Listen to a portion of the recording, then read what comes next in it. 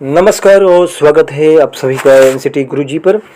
NCT आईटेप general test से related most important question की series आ चुकी है। चलो स्टार्ट करते हैं। पहला क्वेश्चन है कि सूर्य मंदिर किस स्थान पर स्थित है? Where is the sun temple located? Option आप सुनते जाओ और कमेंट भी करते जाना। ऑप्शन 1 है कि पुरी उड़ीसा में, सेकंड है कोणार्क उड़ीसा में, थर्ड है मदुरई तमिलनाडु में, फोर्थ है द्वारका गुजरात में। तब इसका आंसर कमेंट कीजिएगा। और इसका राइट आंसर हो जाएगा ऑप्शन नंबर 1 हो जाएगा, पुरी उड़ीसा में सूर्य मंदिर स्थित है। नेक्स्ट क्वेश्चन है, और इस टेम्पल की जो बनाया था उनका नाम था किंग और इस टेम्पल को जो बनाया था 30 सेंचुरी में किंग नरसिंह देव द्वारा बनाया गया था। किसके द्वारा? नरसिंह देव फर्स्ट द्वारा ये मंदिर बनाया गया था, सूर्य टेम्पल। चलो आगे पढ़ते हैं। क्वेश्चन सेकंड है कि भारत में कुल कितने हाई कोर्ट हैं, कितने उच्च न्यायालय हैं? 24, 25, 30 या फोर्थ है 28। तो इसका आप लोग आंसर कमेंट करते जाना। इसका राइट आंसर हो जाएगा ऑप्शन नंबर सेकंड हो जाएगा 25। यदि आपका 25 आंसर था तो लाइक करना, कमेंट करना। चलो नेक्स्ट क्वेश्चन पे बढ़ते हैं। क्वेश्चन ये है कि भारत में पहला लोकसभा चुनाव कब हुआ था? सभी क्वेश्चन आपके लिए इंपॉर्टेंट है। सभी क्वेश्चन आपके एनसीटी आईटेप एंट्रेंस एग्जाम में पूछे जाएंगे। ये आपको बताना है कि भारत में पहला लोकसभा इलेक्शन कब हुआ था। फर्स्ट ऑप्शन है 1947, सेकेंड है 1951 या 52, थर्ड है 1955, 1956 या फोर्थ है 1961। तो देश जब आज़ाद हुआ था 1947 में आज़ाद हुआ था, तो उसके बाद ही चुनाव हुआ होगा, या 47, 48 में भी हो सकता है। तो इसका राइट आंसर आपको बताना है। तो इसका राइट आंसर हो जाएगा ऑप्शन नंबर हो जाएगा सेकंड हो जाएगा 1951 2 में भारत का पहला लोकसभा इलेक्शन हुआ था।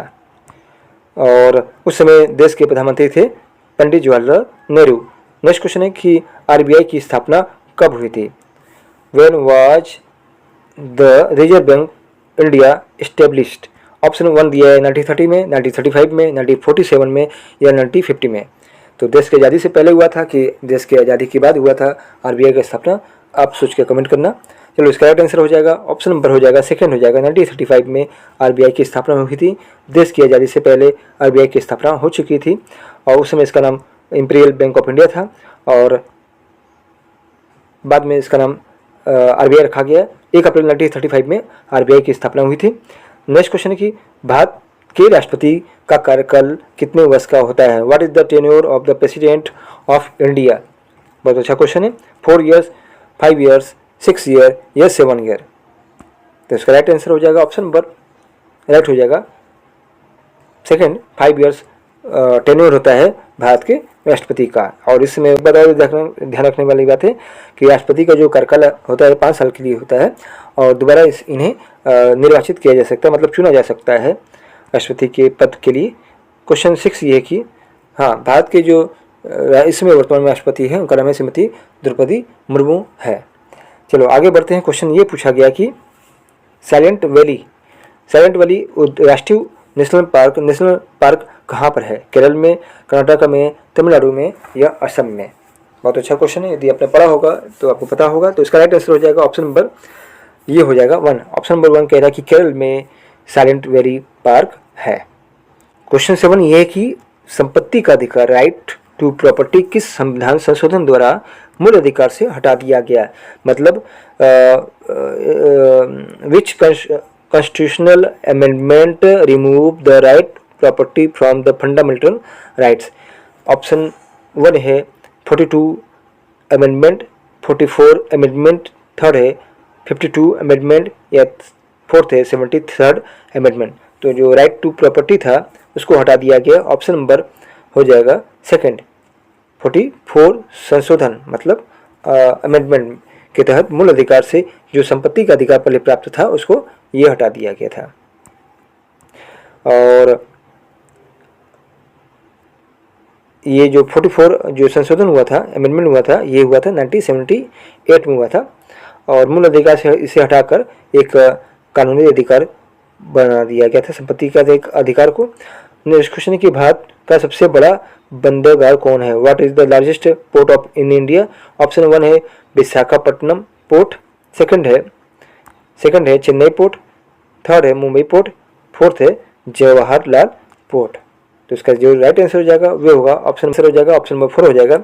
जवाहरलाल नेहरू पोर्ट जो है भारत का सबसे बड़ा बंदरगाह है।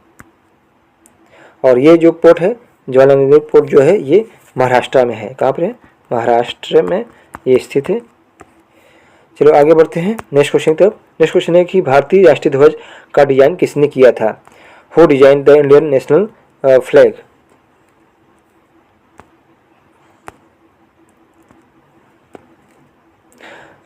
फर्स्ट ऑप्शन है पिंगल वेंकटरैया, सेकंड है रवींद्रनाथ टैगोर, थर्ड है बंकिम चंद्र चट्टोपाध्याय, फोर्थ है बाल गंगाधर तिलक। तो इसका राइट आंसर आपको बताना है। तो इसका राइट आंसर हो जाएगा ऑप्शन नंबर 1 हो जाएगा। पिंगल वेंकटरैया जी ने भारत के राष्ट्रीय ध्वज का डिजाइन बनाया था। इसके अलावा रवींद्रनाथ टैगोर ने भारत का जन गण मन जो राष्ट्रगान होता है वे लिखा है। और बंकिम चंद्र चटर्जी ने चट्टोपाध्याय ने राष्ट्रगीत लिखा। और बाल गंगाधर की पुस्तक का नाम था गीता रहस्य। तो ये भी 4 पॉइंट आप लोग याद रखना।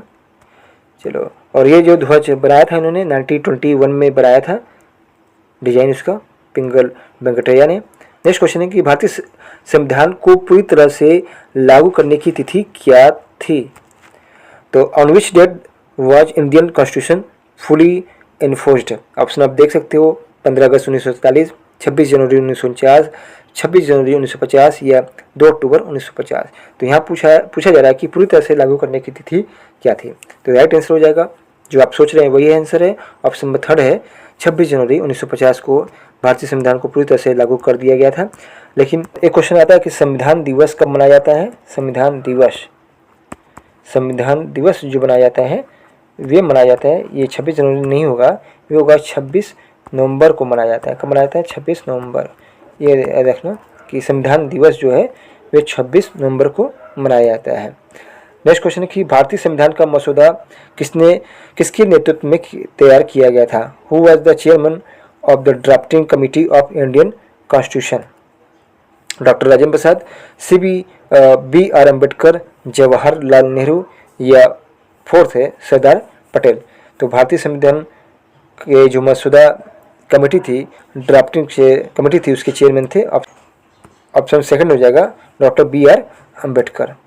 नेक्स्ट क्वेश्चन है कि भारतीय रुपये का प्रतीक चिन्ह किसने डिजाइन किया था? सतीश धांडे, उदय कुमार, विनोद चौधरी या राजू नारायण?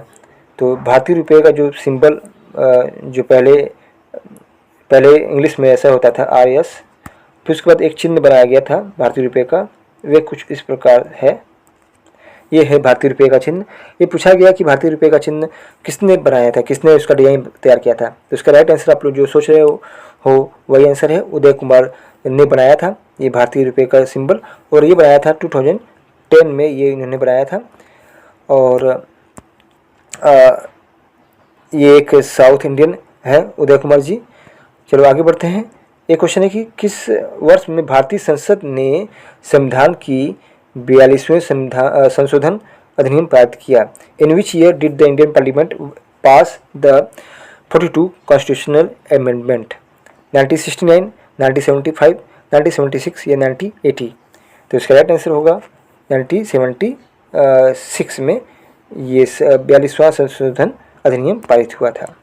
और जब ये अमेंडमेंट जोड़ा गया था तो 2 शब्द जोड़ा गया था, एक है समाजवादी और एक धर्मनिरपेक्ष। समाजवादी मतलब सोशलिस्ट और सेकुलर मतलब धर्मनिरपेक्ष शब्दों को जोड़ा गया था ये 42वें अमेंडमेंट एक्ट में, जो कि 1976 में ये पास हुआ था।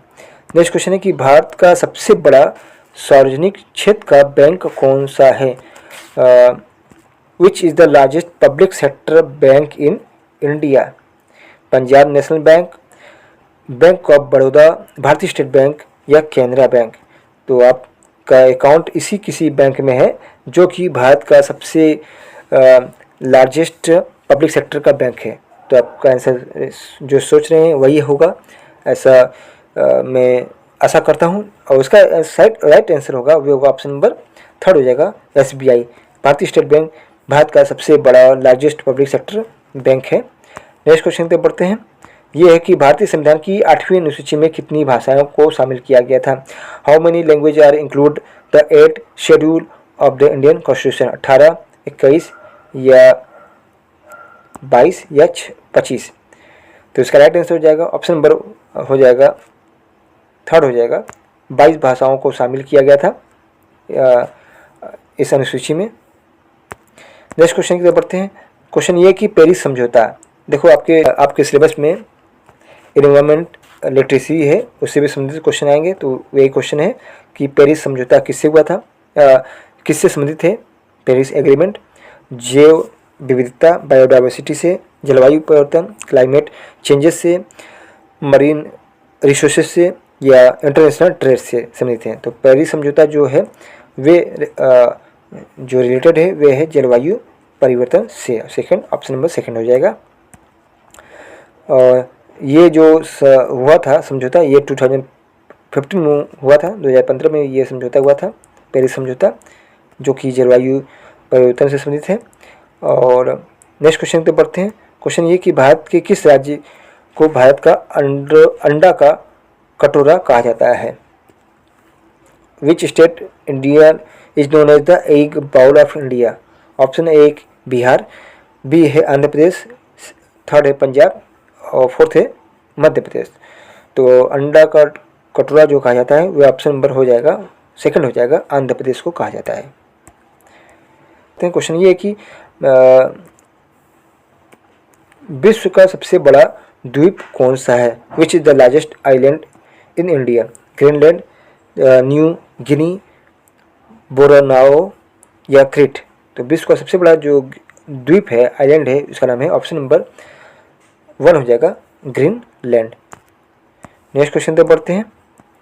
वे है कि भारत ने चंद्रयान-1 मिशन को किस वर्ष लॉन्च किया था? In which year did India launch the Chandrayaan first mission? Option 1 है 2005, 2007, 2008 या 2009? तो इसका राइट आंसर होगा option number option number third हो जाएगा। 2008 में चंद्रयान फर्स्ट मिशन लॉन्च किया गया था। और आगे बढ़ते हैं, क्वेश्चन 20 पर आ चुके हैं। क्वेश्चन नंबर 20 ये पूछा गया कि the term 1857 revolution referred to which uprising? 1857 विद्रोह शब्द से किस घटना का संदर्भ मिलता है? 1857 का विद्रोह, 1942 भारत छोड़ो आंदोलन या 1919 जलियांवाला बाग हत्याकांड या 1945 आपातकाल? तो इसका राइट आंसर है ऑप्शन नंबर जो आप लोग कमेंट किए हो राइट है वे है ऑप्शन नंबर 1 हो जाएगा 1857 विद्रोह, ये इसका राइट आंसर हो जाएगा।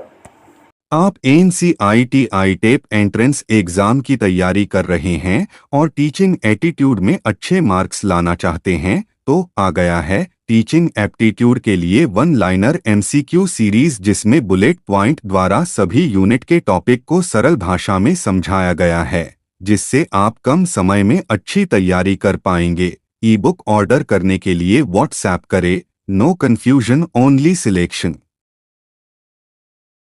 इतनी प्रैक्टिस सेट के बीच कैसे चुने बेस्ट प्रैक्टिस सेट? सही प्रैक्टिस सेट, सही तैयारी, 100% सफलता। क्या अभी चाहते हैं बेस्ट प्रैक्टिस सेट? तो अभी ऑर्डर कीजिए इस दिए गए व्हाट्सएप नंबर पर। No confusion, only selection.